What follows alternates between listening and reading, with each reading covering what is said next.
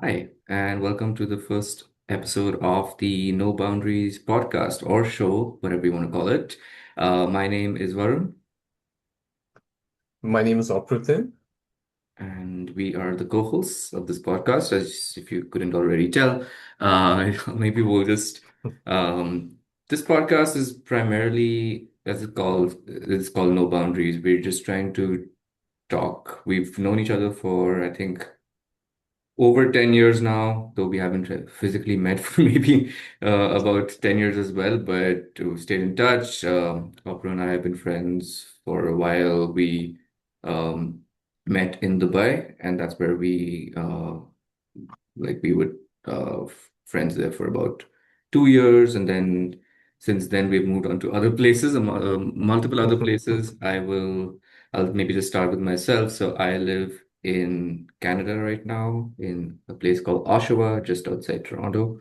And I've been here in Canada for 8 years.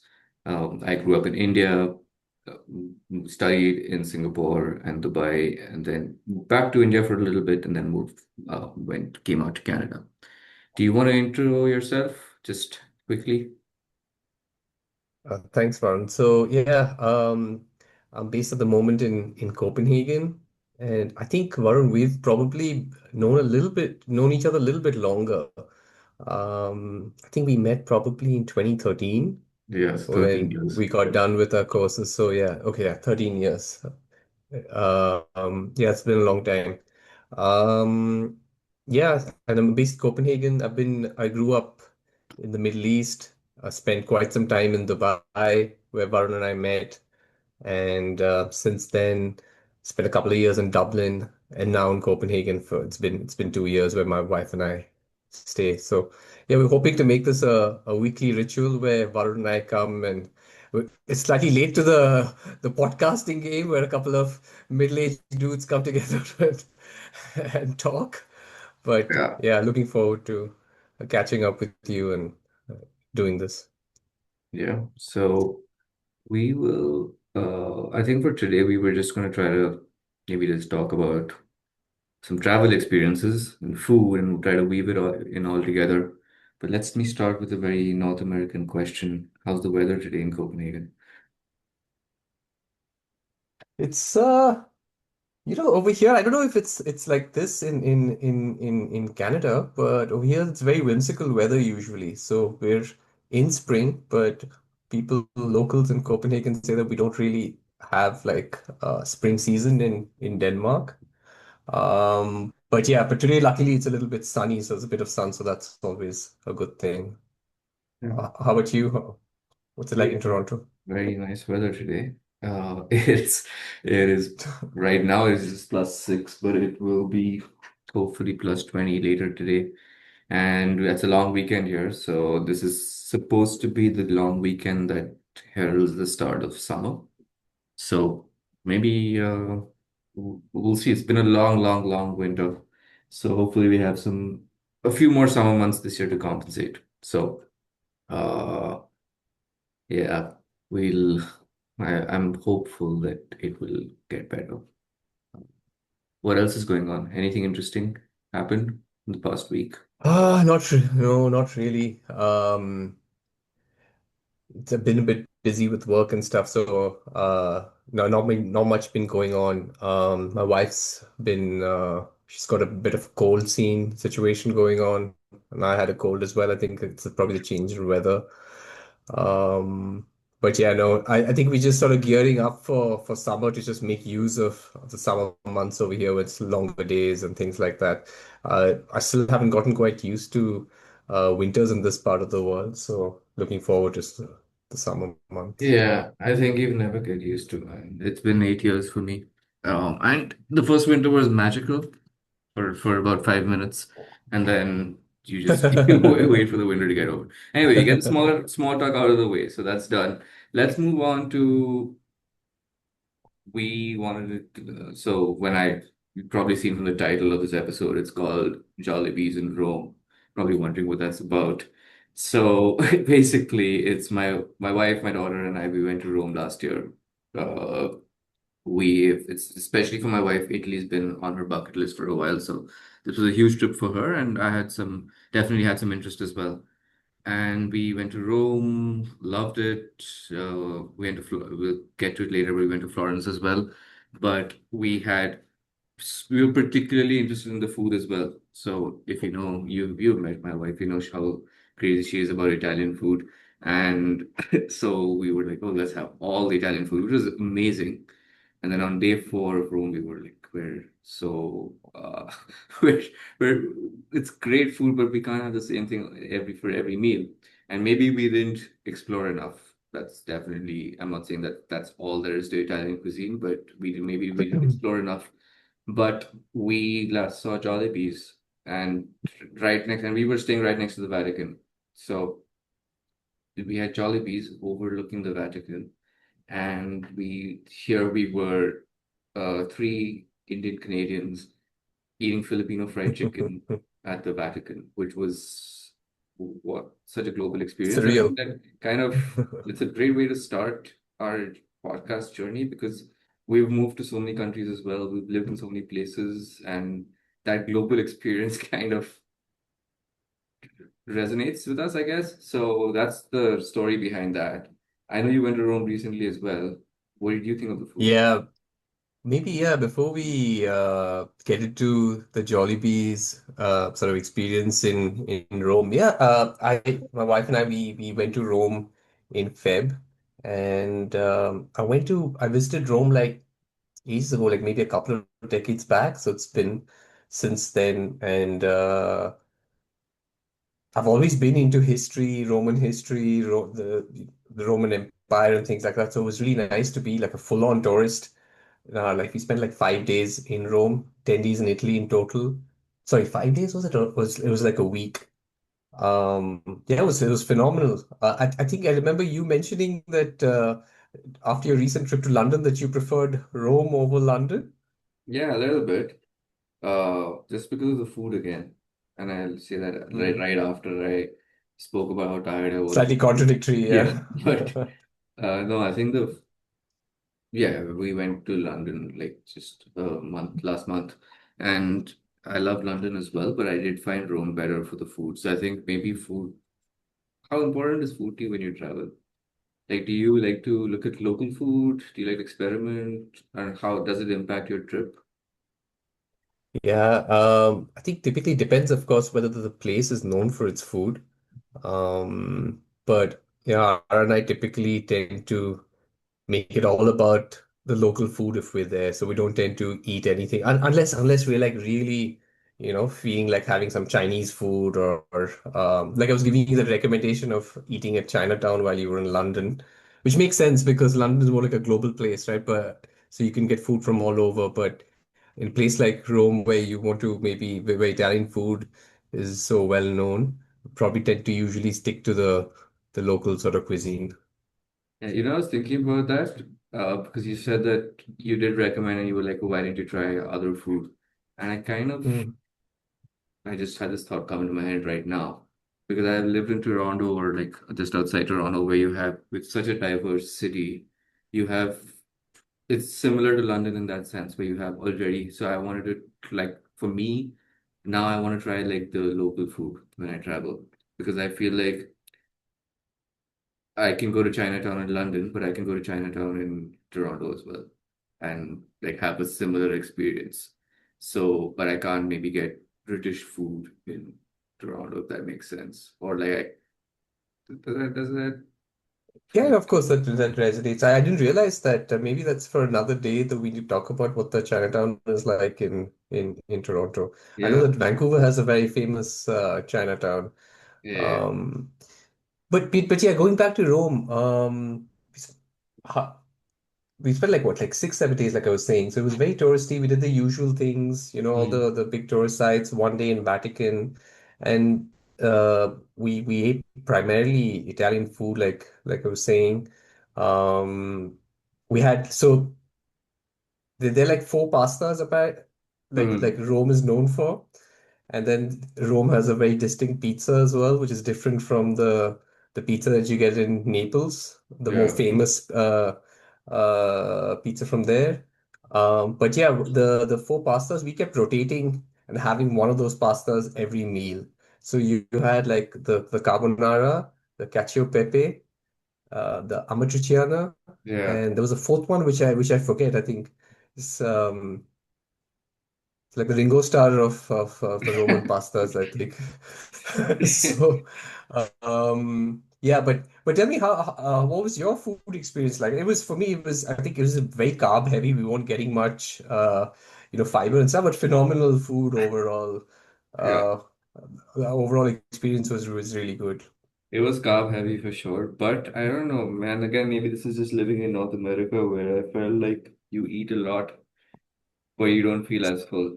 So because here, like, Mm, there's so much you're added to walking the quite a food. bit and stuff as well. Yeah, and you're walking quite a bit. And I had us with my daughter was in a stroller, so we had Mm-hmm. to I had to push the stroller all around Italy on those cobblestones and Mm-hmm. hills and stuff. So a lot of working the food off. But but yeah, the food I liked it. It was good. It was I also strangely had Coke Zero for with every meal. Shout out to Coke Mm-hmm. for their future sponsorship. But yeah, so but I didn't feel as full, and the pizzas were not as the pastas were amazing. My first meal in Rome was a carbonara, and I've not had a better carbonara before or since. But Mm-hmm. yeah, the pizzas were not as great, but I did like the pastas, and I don't normally Mm-hmm. have too much pasta like in life. Mm-hmm. Like it's not my go-to food at all, but obviously there Mm-hmm. you have to eat it, right? Um, Yeah. we did a fair bit of Yep. sightseeing though in Rome. We were there for Mm-hmm. 4 full days. I think by the fourth day, we had the Vatican that morning, and then we ran out of things to do afternoon. And then even the third day, we just wandered around. We did a lot of walking. Like I think we Mm-hmm. walked at least an hour or two, or maybe slightly more every day. We didn't really use public transit or Ubers or cabs. Mm-hmm. Did you do a lot as well?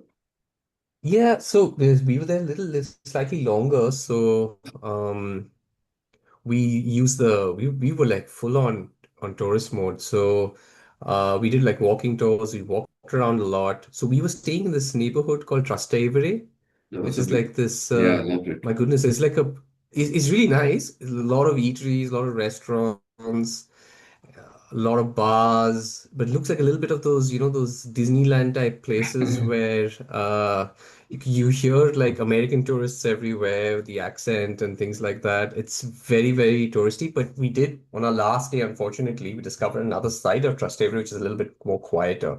We were staying close to kind of the sort of noisier, more buzzier sort of part, which was fine when you're on a holiday and stuff. But we found a little bit more quieter, quainter side of Trastevere, which, but yeah, but it's a great spot because just the high concentration and volume of places to eat and stuff. I'm just curious, how is the neighborhood around the Vatican? How is it like staying over there? Because it's a little bit off, right, from the real center of the city, where a lot of the other attractions are. It's like a 30-minute walk, so it's not that much. Okay, But yeah, the okay. neighborhood is really nice. It was super busy. The street we Hmm, were on was not that busy, but when you hmm, took into the parallel street, there was shops and hmm, restaurants and bars and stuff, which was really nice. So it was nice because we were staying in a quietish street, but we had what we needed right next door. So, and the Vatican was right there as well. So it wasn't that remote or anything. It was just, yeah, it was a walk to the main sites. I know the first day we went to the Trevi Fountain and that area. The second day we walked to the Colosseum. And the third day we hmm, went to Trastevere actually. And then hmm. in the last day we did the Vatican. So we had a day You back. walked all the way to the Colosseum from Vatican. Yeah, That is a long walk. That is a with long pushing a walk. stroller. So, That is a well, long, long walk because that's almost on, if Rome proper, that's on either side of the city, both yeah, I guess. extreme But ends. walking also like I guess feel like you can get there quicker also, like we could do public transit, but it was working out to be around the same. And I think Hmm. again with a stroller, it's just I like to walk in cities because like you can see so That's much. true, yeah. Yeah, yeah, 100%. That makes a ton of sense. I mean, it's so easy to walk around, and there's so many, and Rome is just glorious, right? Like it's Yeah. just one of those cities where like it's like an open air museum with all the houses and stuff. There's just so many things. Every corner there's something or the other. Even like, for example, did you go inside the Pantheon or did you make some time for the Pantheon? No, we didn't. We missed that. Okay, okay, okay. I think that's something worth going back next time. We spent quite some time inside and it was phenomenal, just the structure and stuff. And I think one thing I just during because it was just so touristy during our time over there, all the we visited all the stores and I could make those connections between, say, Greek history and Roman history. So all those typical houses that you see, or the structures where you have those pillars in the front Mm. and that's kind of like Greco-Roman or originally from Greek, but replicated in Rome and now replicated all over the world. Like in London, if you go and see some of these buildings anywhere, even in say for example, I was just noticing in Washington D.C., uh, close to Lincoln Memorial and stuff with these houses, these structures with these again these columns and pillars. They're all like based on like either the Yeah. Pantheon or these Greek structures. So that was pretty interesting to make that connection. But yeah, let's go back into dive into the Jollibee story then. Yeah. Go Sorry, for I it. brought that up because maybe earlier than we wanted to. But yeah, so there we were eating Jollibees. And the funny part is that I've obviously lived in Dubai where it was present. I've lived in Toronto, at least in the area where it's Jollibees is here. It's like right next. I used to take my car to get it serviced every 6 months, and I had to wait around for an hour or so and do nothing. There was a Jollibees right opposite that the dealership, Hmm. and so many times I thought I just maybe just go there have a quick bite. I never did. Hmm. And it was that as well was so. And I haven't even had it since coming back. I've been back. I went in October last year, so it's been 7 months, and haven't Hmm. had it here. So, Hmm. like, it was such a. I'm not gonna say it was the highlight of my trip because that would be a bit But it's sad. an interesting. But It's no. I don't it's a think it's nugget. a It's good something I'd memory. always remember because it was so Yeah, yeah.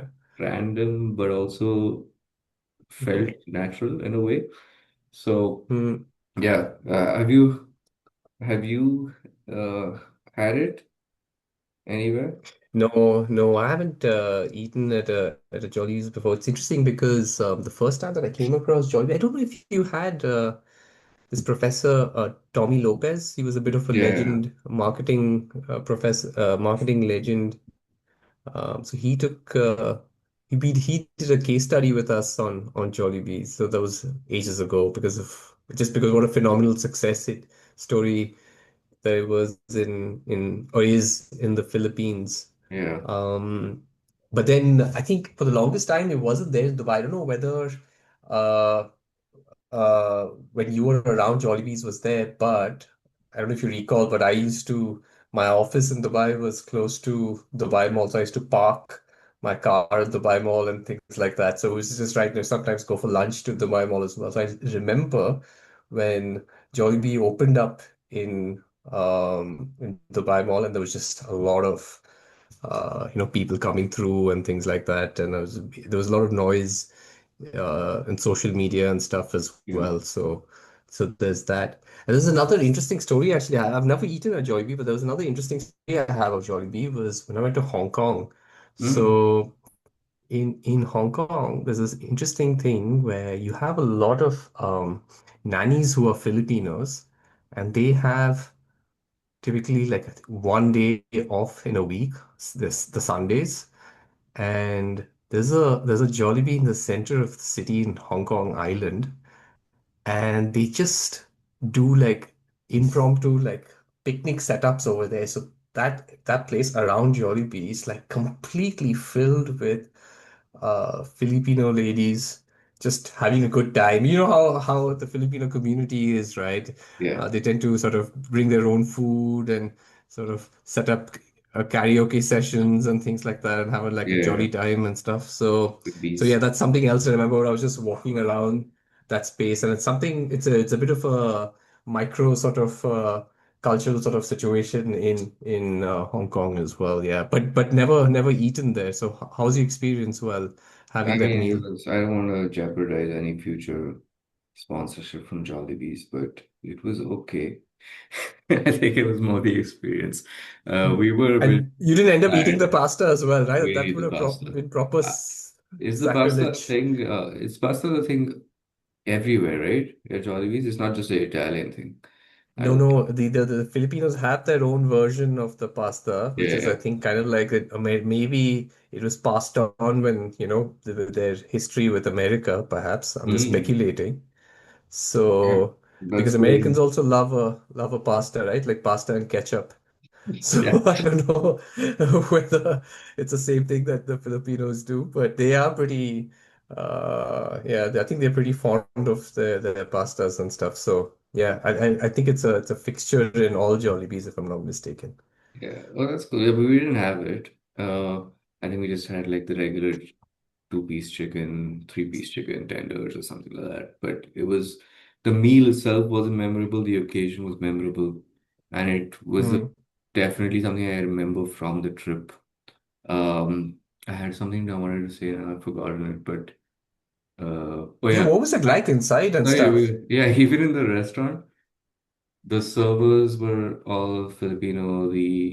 Mm. The everyone in that restaurant was of Filipino descent. At least I'm not gonna say that. Right. Like they might have been living in Italy for a long time, but we were the Mm. only non. There were no uh, white Italians. There were no other Hmm. tourists. There was only Filipino people and us, which was again probably reflected on us that we had like things Mm. like we would Keep, you eat guys fried keep an chicken. open mind. Yeah, maybe. But like it was yeah, I mean like I said a while ago, when we go to places, we try to eat the local food as much as we can. Mm. Like now with a child, and she'll grow out of it as well because she's now 4, but you can at least eat a little bit of different, like we might go to McDonald's, for example, just to get some chicken nuggets. But Mm. but we try to eat more local food, which we tried to do in London and didn't work out so well because you know that I am like super into British culture and like I know a lot of things about Britain, at least pop culture wise. So I've heard a lot about like a sausage roll from Greg's, for example, on shows that Mm. people was talking about it. I was like, I want to have a sausage roll from Greg's, which is just so much bread, man. There's no you Mm. have to really dig through to get to the meat. And then the I wanted to go to Tesco's. I heard about Tesco's, and Tesco's is just a regular supermarket. It's like almost like a convenience store. So like there's where I was going with this was also, I don't know, I digressed a little bit, but it's like maybe Oh, that's good when context. when you're a child or when you're like growing up or before you visit a place, you build up a lot in your head, and Mm. sometimes things can be a bit of a letdown as well once you get there. Yeah. Do Yeah, you that's find a that? that. Yeah, I'm trying to. I think I had a similar experience, but yeah, I relate with what you're saying. Even I've always had an affinity on with British culture and things like that. So when I went and lived in Ireland, had the good fortune of doing weekly grocery runs to Tesco, and Yeah. it was less said the better in terms of what kind of a supermarket it was. But yeah, I think it just does the job. Um, but going back to yeah, what you're saying, if as kids, when you overhype some things, I had that similar feeling when I went to we R and I went to Manchester a couple of years ago, and I was completely hyped to see it. Old Trafford was brilliant. We went and watched a Manchester United game. It was brilliant. but the surrounding area around Old Trafford is a bit yeah, it was a bit disappointing. So maybe it's just a sign of sort of where the world is going and stuff as well, but maybe for another discussion. Um, but yeah, I was just curious. Going back to Jollibee, you mentioned that a lot of the most of the customers and even the service staff, they were all Filipino over there. I think did you check with someone? Did you have a conversation with anybody to understand like what is Jollibee's doing in Vatican? I assume that because Filipinos are also Catholic, so it makes sense. But how I mean, did that's it a take. did we get to That's possible. I didn't think of it at all. How big was it? It was Was like it pretty big? standard fast food restaurant size, like not like Okay, a okay. huge thing, but like it had two levels, which I don't see in a lot of fast food places here. So you order Mm-hmm. down and then you go up and eat. So I know that's common in Europe, but Mm. it's not in North America. They're all at the same level. I didn't ask anyone. I don't really, unless it's I don't tend to strike up conversations with strangers too much. If they strike up a conversation with me, I'll talk if they're interesting enough. But like Mm-hmm. I am, Fair enough, fair yeah. enough. No, So I was just I didn't curious. do Yeah, that though. But yeah, I think yeah. it's a like I would rather go to Claude and ask it why. Mm. Friend, Yeah, I think note to us, for ourselves as well, that next time when we pick up a topic, we probably just need to do a little bit of research as well to see, especially if there are like, some sort of contradictory sort of setups like this, and maybe why that's there, so yeah, we'll be yeah. slightly better informed. Yeah, Or maybe people watching but can tell us as well. Uh, yeah, yeah. The but three viewers that we're gonna get, I that's know. Akanshara and Ahana. Ahana will watch. I'm sure Ahana will know the answer as well. Uh, but no, I feel I I don't even I don't know if it's just I was always like introverted and reserved, but I now if I go to a restaurant or a fast food place which has the kiosk to order, even if there's no one in line, I would use the kiosk. That's my level of trying to avoid interaction where it's not needed. So, Oh, that's striking fair up a enough. I think, conversation and talking to someone and asking them, why is this restaurant here? Uh, that's an interesting thing though. How do you feel when you travel to a place where you don't know the language? So I think in London, I yeah. felt more Mm, more confident. I felt a lot more confident in my itinerary, in my plans, just mm. traveling around the city because I could speak the language.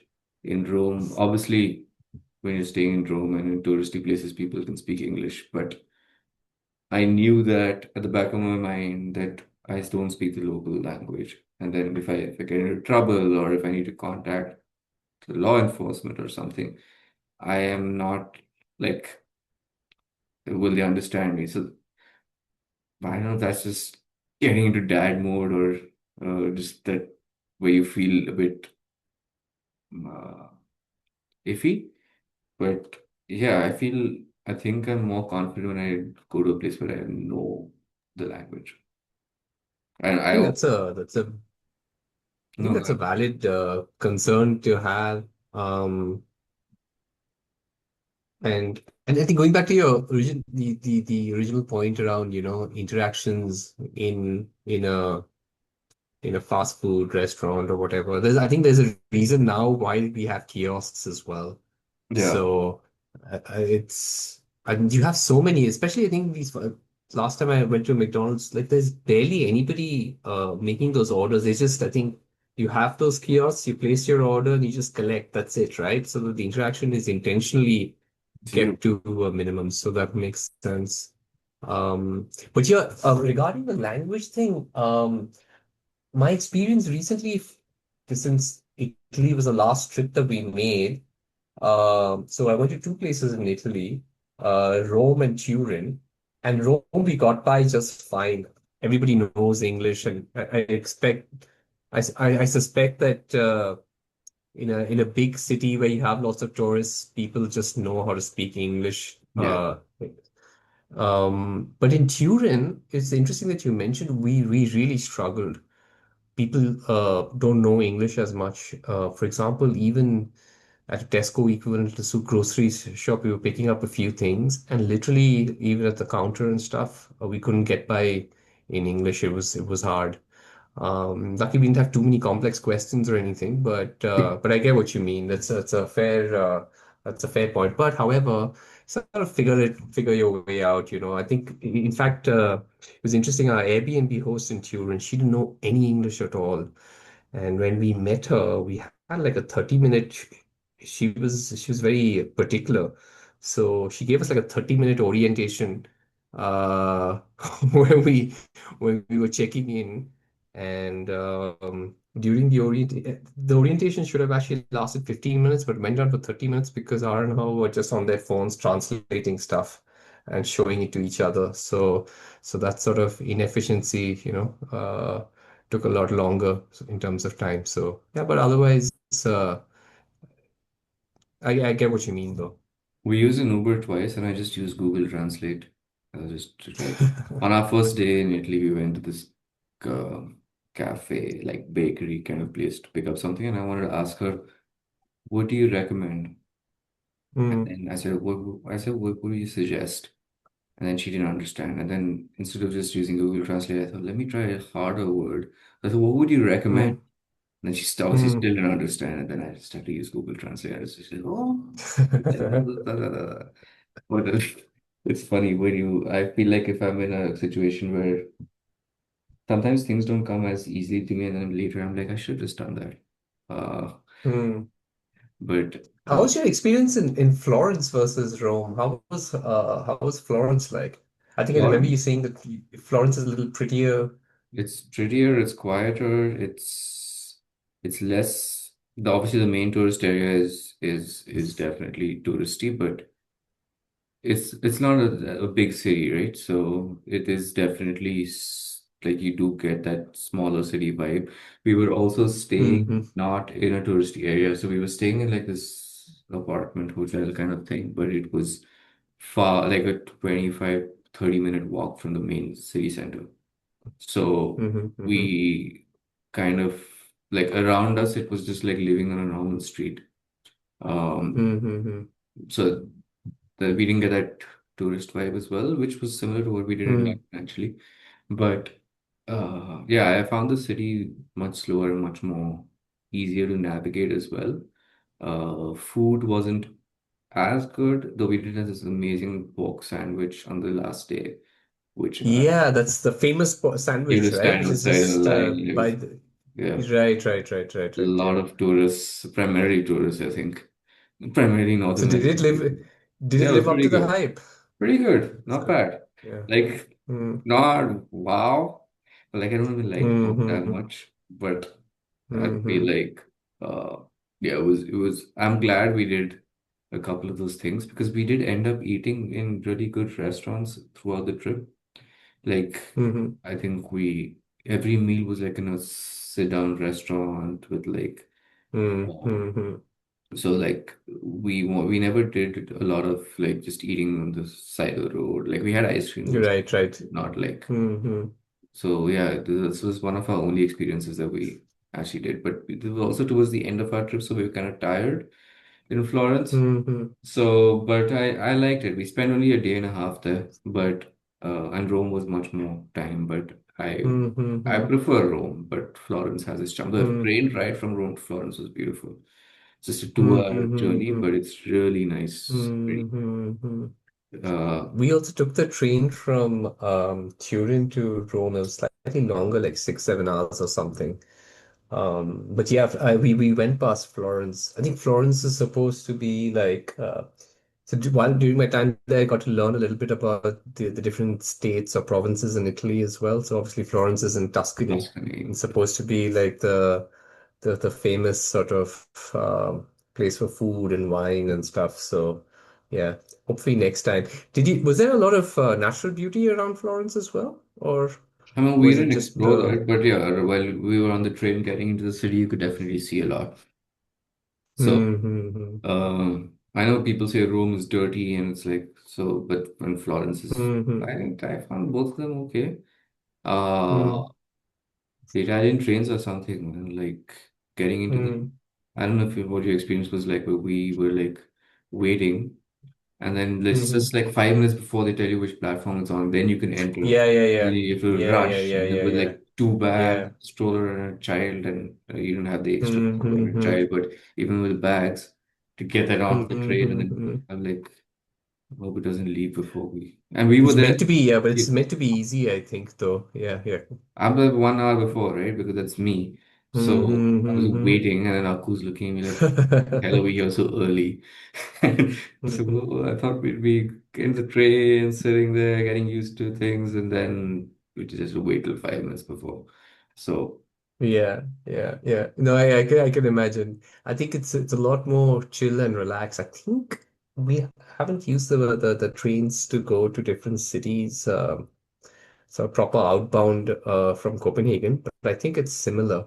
Where you just show up and the train just comes as scheduled. It's no much fanfare and stuff. yeah, Just go in and out. It's meant to be very easy. And I think one thing good about the train stations are typically it's you have like a big hub right yeah, in the center of the city. So unlike the airports, which is like outside, so it makes sense to go from city to city using train. I think is a lot more efficient. Yeah, that makes sense. I love traveling. Um, I travel in Europe mm, seems so easy. I'm so jealous of you guys, to be honest, because travel in North America, at least in Canada.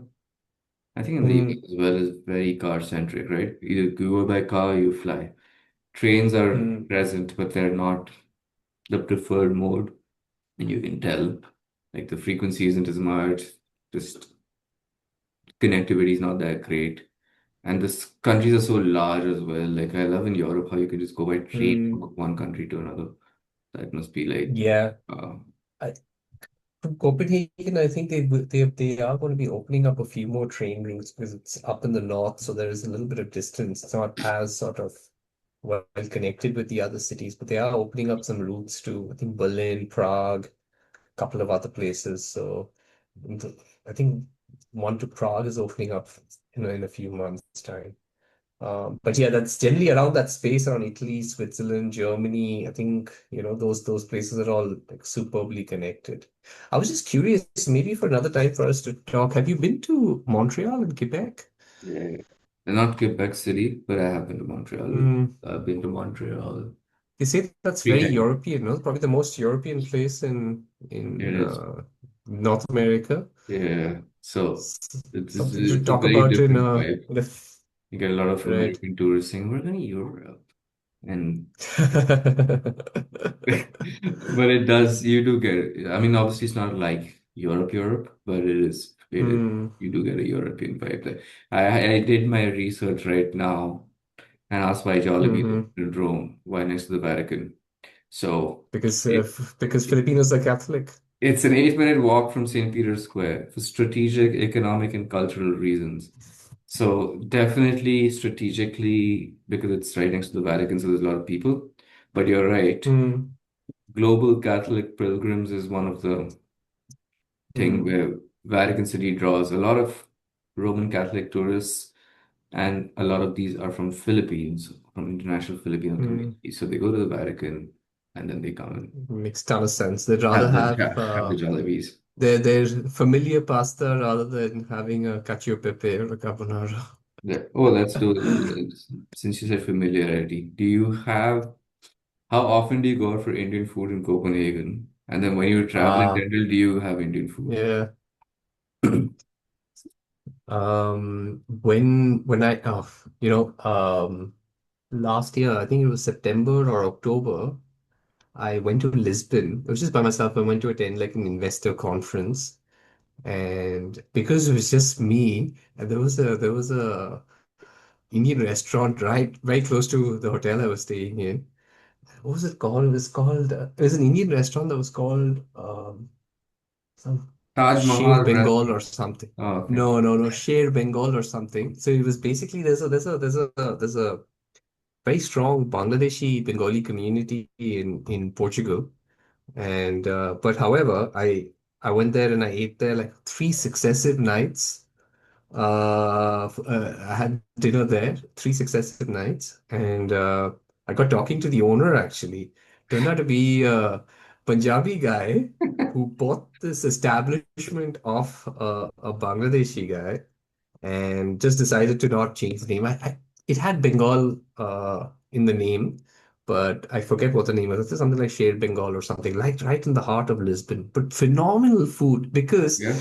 I've always been disappointed by Indian food when I eat Indian food outside of, say, the Middle East or India or even, say, I think Southeast Asia and stuff. You typically don't get great food. To be fair, I think London has really good Indian food, so Hmm. that's maybe an exception. Dublin had decent food, not great, but in yeah, but typically I don't, especially when I'm traveling Zara, we don't really have Indian food as much. But in here in Copenhagen, I found one place where I can order from. It's ridiculously expensive. Ordering in food, Yeah. ridiculously expensive. It's painful, but yeah. But from time to time, I do tend to order some Indian food. And Indian food, like typically like Punjabi food only, so it's not necessarily, Yeah. you know how Indian food is outside of India, Butter right? chicken and garlic It's naan. yeah, all of that, all of the good stuff. I think Yeah. How about you? we don't have Indian food too. We did have one. It was Bangladeshi as well, actually. Funny enough, in Florence. So we Hmm. had always in Rome and we had Bangladeshi food in Florence. Those were our non-Italian Oh, it meals. wasn't Bangladeshi food though. It was Indian, It was North Indian Indian food, food. right? It Probably was Bangladeshi is owned owners. establishment, probably. Yeah. And again, there were only Indian, South Asian people. So Hmm. it was okay. That was not great. But no, we don't try to seek it out. We have it like at home, even here at home, we don't have Indian food all that often. We might have Right. 20% of our meals like Indian.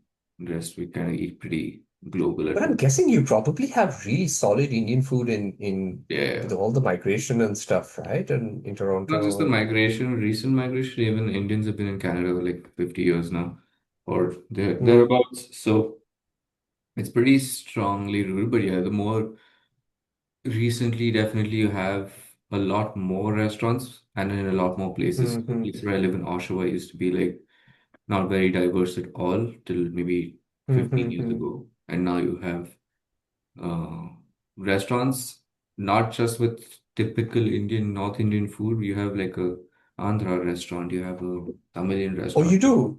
Maharashtrian You restaurant, do? Gujarati. Like you have different food from different parts of You India as well.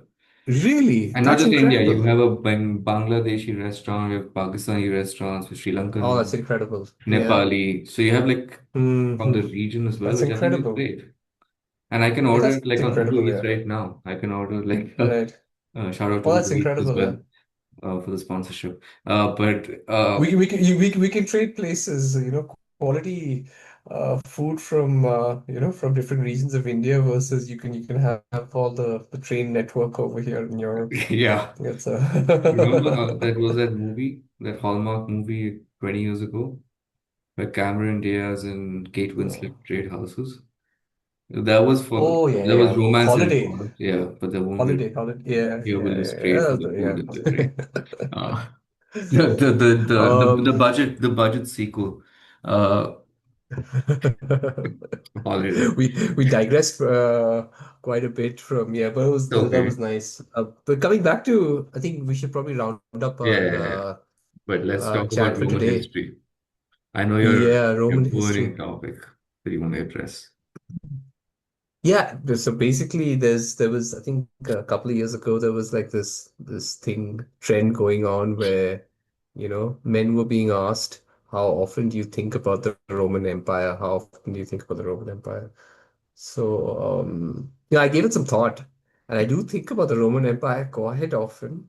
I would say I would say like maybe conservatively, I'd say like once a month at least.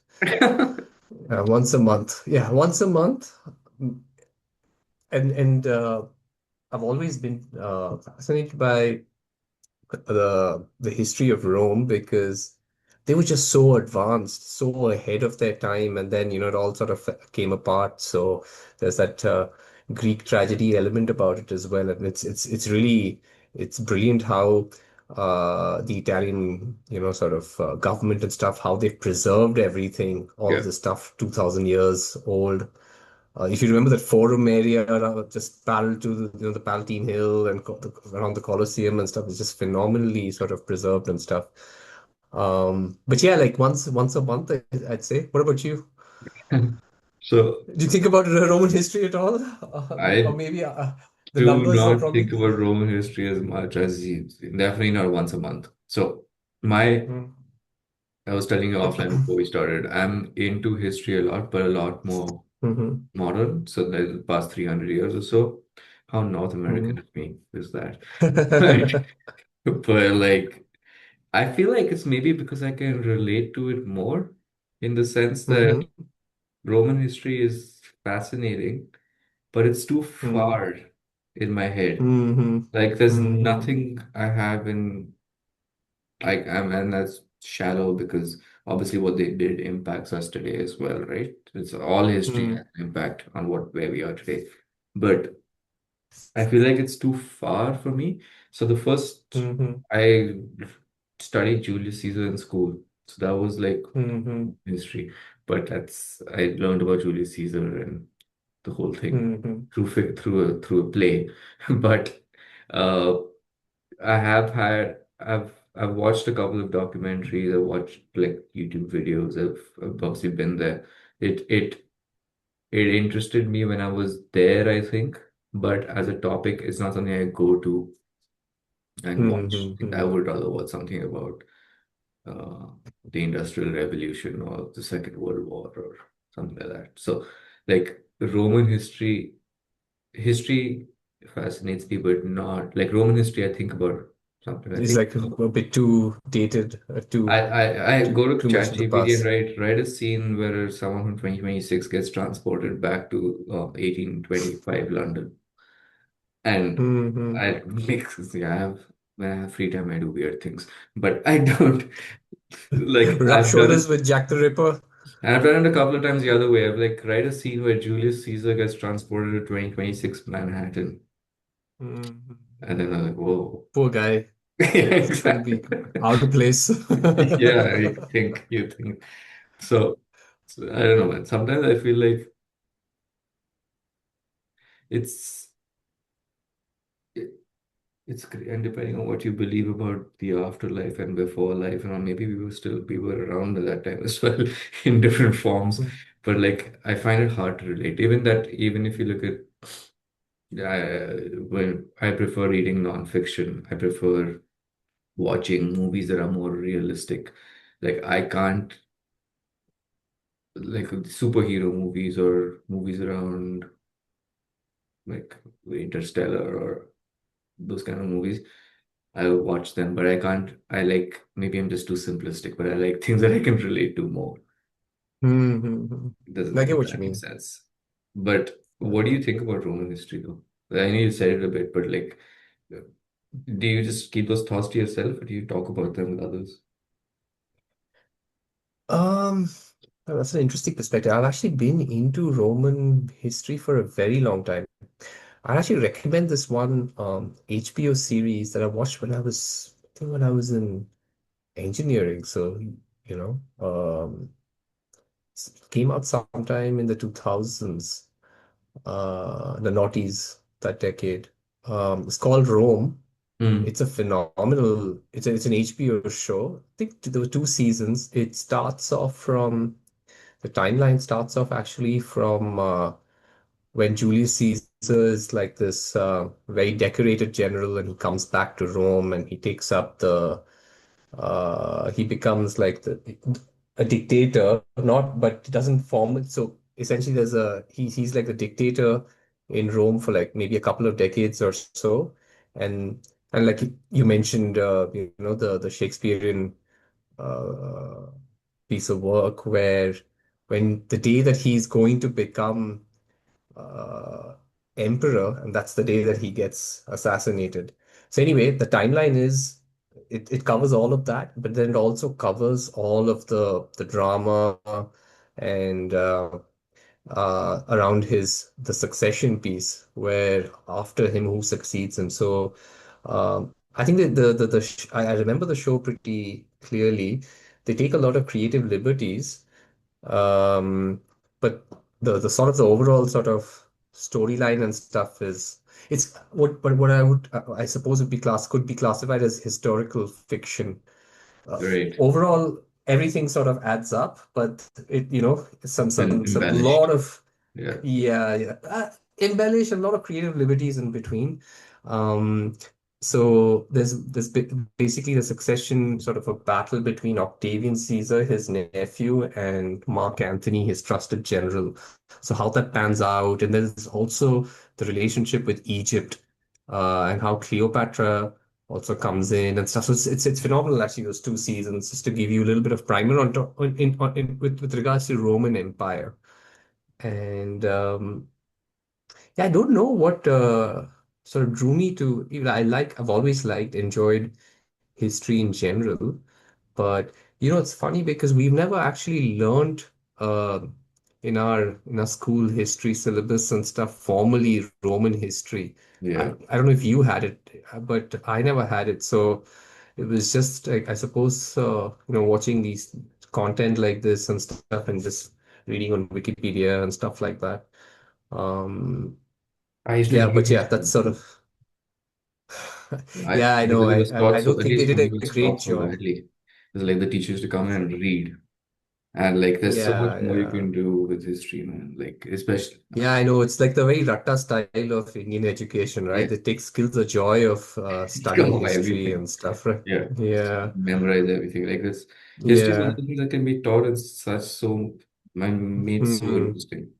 Like pretty much any subject can, but like this Hmm. man, if I in an alternate world where I was a trust fund baby, I would have 100% done a master's in history. But Have I you am not. So I've done a master's in business instead. Uh, but have you just talking about learning, teaching history in a unique style. Last year, Ara got me to watch Hamilton. So we haven't watched uh, it live, but we watched the recorded musical. And have you watched it? It is I have not, but it's I've seen it's so many. it's be beyond phenomenal in terms of just it's incredible.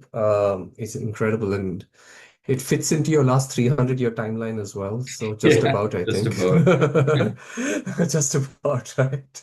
Yeah, I want to. I haven't Um, watched a lot of live things. I think no, you don't need to. Yeah, you can obviously watch it live in Broadway or whatever, but you can catch a recording of it as well. There's Yeah. it's an interesting watch.